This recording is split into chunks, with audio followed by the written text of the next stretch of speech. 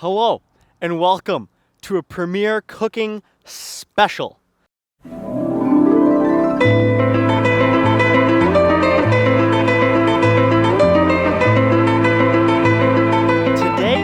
we are living off the land in our unique nature special, the mushroom burger. All of the ingredients today have been sourced locally from our area. First step in any nature cooking, find yourself the location. It's always good to have a flat surface in order to make sure things aren't rolling around. Just like a professional Michelin star kitchen, the first rule is never have anything rolling around. Make sure it's flat so that you're not cutting your fingers off. Alrighty. Step one in our mushroom burger preparation, we need the mushrooms. So, find yourself a nice flat piece of wood in order to serve as a cutting board. Luckily, we found one earlier while foraging for berries and nuts. Next part, we've prepared these things ahead of time, as most obvious professional chefs do. And just come down and pick the ripest of mushrooms. Also, it's always good to have yourself a little bit of a hunting knife. Of course, we brought our accoutrement as per usual, and we have ourselves a beautiful portobello mushroom. Very important when looking for mushrooms in the wild. If they have ridges on the bottom, that means they're poisonous and you will die. Portobellos are the exception to that, or so I'm told.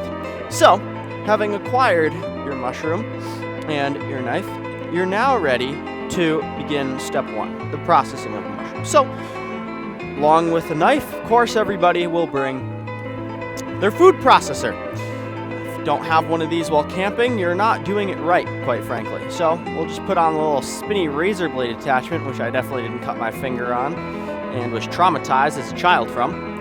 So we'll just spin her on there. Spin her on there. Spin her on there. Right, so cutting the mushroom into pieces that will easily fit within the food processor. And there we go. Next part up, you are going to need to do a little bit of prep. So, make sure that when you cook your quinoa, it looks good, right? You have some traditional stuff. This is going to act as a bit of a binding agent.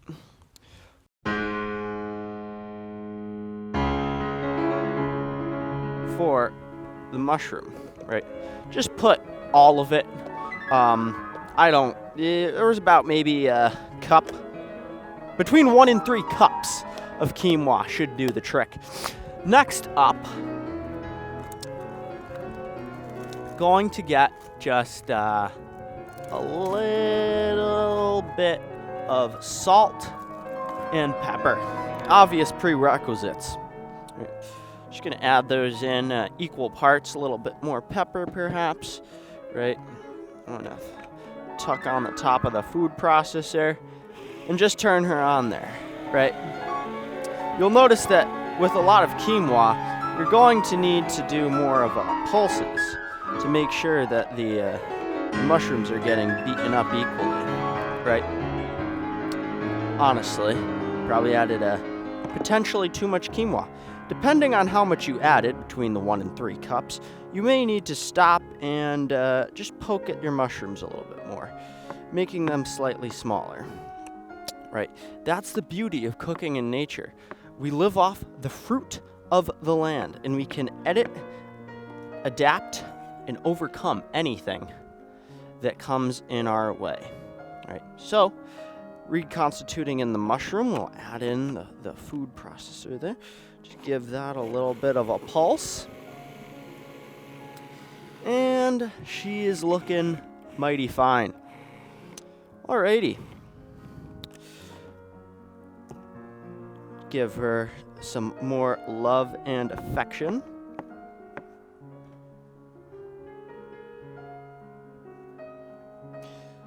Usually you want to avoid adding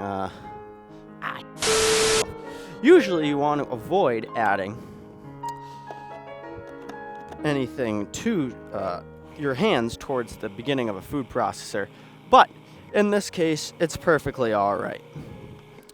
Ultimately, we're looking for kind of a beef patty type texture, as of course we are making the mushroom burger. Right. We can see here we're getting some nice coloration going on. Oh, look at that. That is just simply beautiful.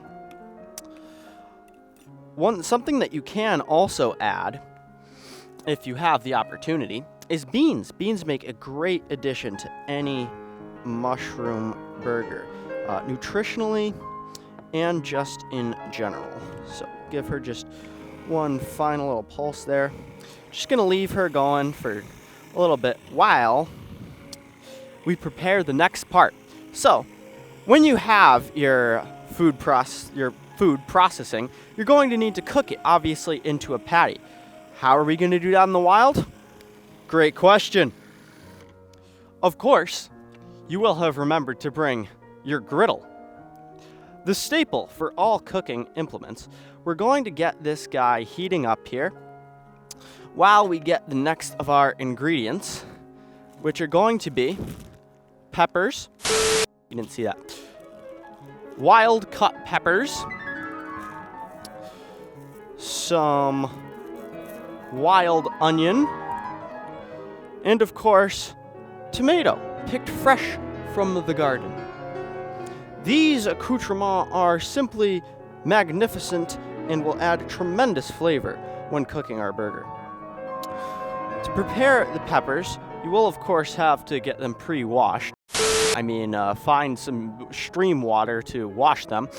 And we're going to cut them lengthwise just in order to get a little bit of extra texture within our mushroom burger. So, cutting along the long axis. We don't use horizontal in the kitchen anymore after the last time. And just getting a piece that you can imagine would fit on inside of a bun. The seeds we can use to repopulate the land for next time we're hungry. Remember, we're all in this beautiful ecosystem that can be just exploited and used and really pretty replenishable. So, using these, we can scatter those. That's good fertilizer right there. Just going to place these guys right on the hottest part of the griddle just to sear them up a little bit. You don't need any oil. Mother Nature has her own oil. Regardless, getting these guys on there right now, that's going to add a lot to our burger. Next, our onion, picked fresh this very morning on our way up to the filming location. You're going to just take off each end of the onion here, as per the usual diem. Placing our griddle over here, it's much easier once the ends are removed to then try to peel the layers of the onion off. Onions, unlike peppers, don't have seeds. Therefore, you can't really use them to repopulate, but this stuff does make excellent fertilizer. So, on our mushroom burger, obviously we're going to want some onion rings, but also the onion can be used within the burger itself to caramelize a little bit. So we're going to use half the onion here to cut into these little eye things. And the other half, we're going to just finely mince up. And we're actually going to put back into the food processor. You can hear the sizzle from these peppers coming along nicely. And this is why you really want to make sure that you have a sturdy surface to be working on, as I instructed earlier. Just getting a good handful there. Can pop those into the food processor. And at this point, we are coming along nicely. Stick the safety pin back in for the food processor. Many people don't know you actually need to have the food processor fully set up in order to use it so that you don't cut your finger off. That is something that I learned the hard way after having to jam a knife onto the safety in order to make cheesecake one time. Regardless, giving our peppers a little pat down there, making sure they're all nice. And we have an absolutely gorgeous preparation for our mushroom burger, right? Also, just gonna throw on onion ring portions right on the back burner for a little bit while we get our tomato as well. Tomato is something that could go either way, especially when finding it naturally grown. It depends on the type. This is a plum tomato, and it's very similar to the onion. We're just going to put them on the back burner to get a little bit of a sun-dried flavor. The rest of the tomato, actually going to put into the food processor, because why not? Nature has provided us with these bountiful gifts. It would be, I didn't put it on right. It would be a shame not to use them. Excellent. Peppers coming along nicely. They're heating up. You want to be putting your griddle at about 350 to 400. At this point, I'm going to crank up the heat just a little bit as we're almost ready to form our patties. Getting the excess off the razor. Don't lick this. You will actually cause a laceration within your tongue so deep you will look like a snake. I'm going to put that over there in the sink. Okay. And now you're going to get your hands a little bit dirty. This is quite a lot of process here, so going to get it out into just about a patty the size of your hand. Just like any burger, you want to make sure that it's thick enough to be cooked, but not too thick that you're going to have kind of a sloppy center, right? Special problem with burgers such as these, meaning meatless ones, is that there's no meat in them. That's the real problem. But moreover, they are kind of hard to. They are a little bit hard to keep together. So potentially making smaller smash burgers could be the way to go.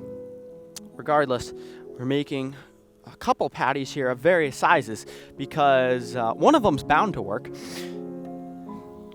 Excellent. This may look a lot like prison food. However, I assure you, it really does taste quite good.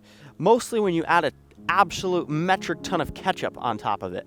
But I find that happens to be most things. Regardless, I think we got enough for just one more here. And this is going to be a treat for whoever eats this. Hopefully not me. Excellent. Now, while you're waiting for the burgers to cook, what you can do is you can go and forage in the land. What we found was some lettuce, picked fresh from a plant earlier today. As well as that, we also have some basil. As you can see, a real plant and not just edited. So we're just going to place one of these guys' leaves on top of each of the burgers. Mostly because it looks really cool. Excellent. You can already feel them starting to firm up. Excellent. Next, just going to put a little bit more salt on top, especially on the tomatoes. That's going to cause them to dry out a little bit, and they will lose some of their texture, but that's kind of what we want in this burger. Right. Gathering your next items, of course. Earlier in the day, we were able to milk a cow that we found roaming the fields and plains. And with that milk, we then processed it into some cheese and then cut it in a square. So, seeing how we have 4 burgers, it would be only right for us to distribute the cheese equally. And just going to place that on top of the basil. Placing it on top of the basil allows the flavors of the basil to really encapsulate into the burger themselves. Now we wait. Cooking on the outdoors is a game of patience, and it's a marvel of nature that we can be surrounded by all this beauty, yet still be able to cook as if we were in the comfort of our own home. Of course, as any good burger has, have to have a bun. And you may have thought that we were going to be all fancy and use some sort of lettuce bun. However, we're not cretins here. We obviously found the chickens are going wild. Regardless, we obviously found some quality grains in the field. We spent the wee hours of the morning, from about 3 a.m. to 4, churning the wheat and then combining it with water. We've been baking it since 7, and now it's ready to receive our burgers. Speaking of which, just gonna give a little pat on each, checking out the peppers. They are starting to come along beautifully. Going to need a lot more time probably. And next, looks like we're going to just flip on over the onions.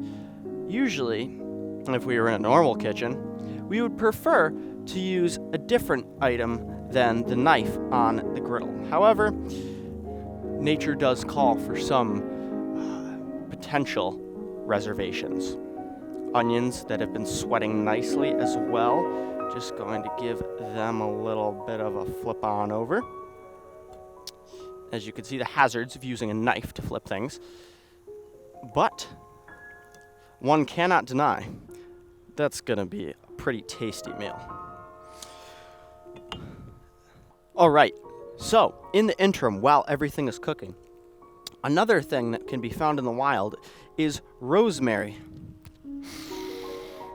Beautiful, simply beautiful. It's a marvel of nature. Just once again, how gorgeous some of these things can be. Sprinkling on top of the mushroom burgers. Some of you may be questioning, if we did find that cow earlier in the day to get the milk to get the cheese, how come we didn't slaughter it in order to then make real burgers? And to that, I ask you this question. Oh, if only you could smell that. To that, I ask you this question. Would you rather have cheese tomorrow or a burger today? Much in the adage of catch a man a fish, and he will be satisfied for the day, versus teach a man to fish, and he will be satisfied forever. The analogy stands that nature is renewable, but it's not instantaneous. We need to protect our natural resources, as you can see that we are doing in this ethical meal. Living off the heart of the land is something that very few people can do. It requires a real frontiersman to be able to prepare a meal such as this. Going in for Operation Burger Flip. This is not gone well. This has not gone well at all. Well, that went great. Burger's going to need a little bit of different cooking time just based on the feel of it. Right, you want to make sure that they are fully cooked on the bottom before you begin the flippage, as you don't want the cheese to melt too early. However, while this is happening, your vegetables may be done at a different rate. As you can see, our tomatoes coming along quite nicely could do with another flipping. However, the peppers, which we started first, incredibly, are still not done. Tomatoes coming up nice and crispy. All right. Want to make sure also, key part of cooking in the forest is hygiene. That's why you need to remember to bring your own plates. Cooking out in the forest is great, but especially you never want to leave any scraps. Bears can find those, and from experience, finding a bear behind you in the back is not a good deal, especially if it's a grizzly. But no matter. Moving on, we can see that the peppers are coming along nicely, getting a little bit of char on there, just like the maters. And this is going to come out absolutely delicious. Giving her a little taste here. You can see that's absolutely top quality. You can taste the ingredients. freshness of them, the joviality of the plants as they provided for us. Preparing the sandwiches here, get our bread. We're going to toast the bread eventually. However, when you have a lot of spare time on your hands, such as when cooking this, you have to be constantly visually aware that there's no animals sneaking up on you, like bears. And with that, you have the time to get the meal ready. Having acquired your accoutrement, being the onion and the tomato, it is now time for us to begin toasting our bread, something that is very difficult without the advent of a toaster. Thankfully, sadly, more so, we didn't have the space to bring it on our camping trip. However, we do have the griddle, which can double as a toaster if you're smart enough. Placing the toast on the back burner, we're going to try to get a nice golden sear. Much like a real burger, you want the bottom to be hard so that it serves as a palate for any juices that drip down. The top doesn't need to necessarily be as toasted, however, it does make a welcome addition in many cases. Peppers coming along nicely, look like they are almost ready to be flipped. Just going to inspect a couple of them and you can see a nice brown char on them. That's the look that we're going for on the main side. The other side will look pretty much untouched. However, you can be assured that the texture is going to be radically different and it's going to just absolutely melt in your mouth when putting it on one of these beauties. Having just recently flipped the peppers, our patties are almost ready for the same treatment. You can tell that the patties are almost ready to be flipped when they become almost solid and no longer as wet as a toilet.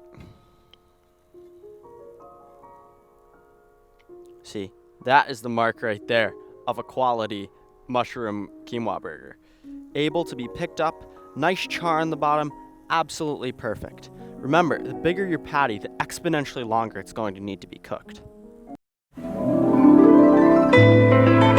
While playing the waiting game and waiting for these patties to grill, you can ask yourself the questions that really matter about life when surrounded by all this beautiful nature, such as, why did I come here?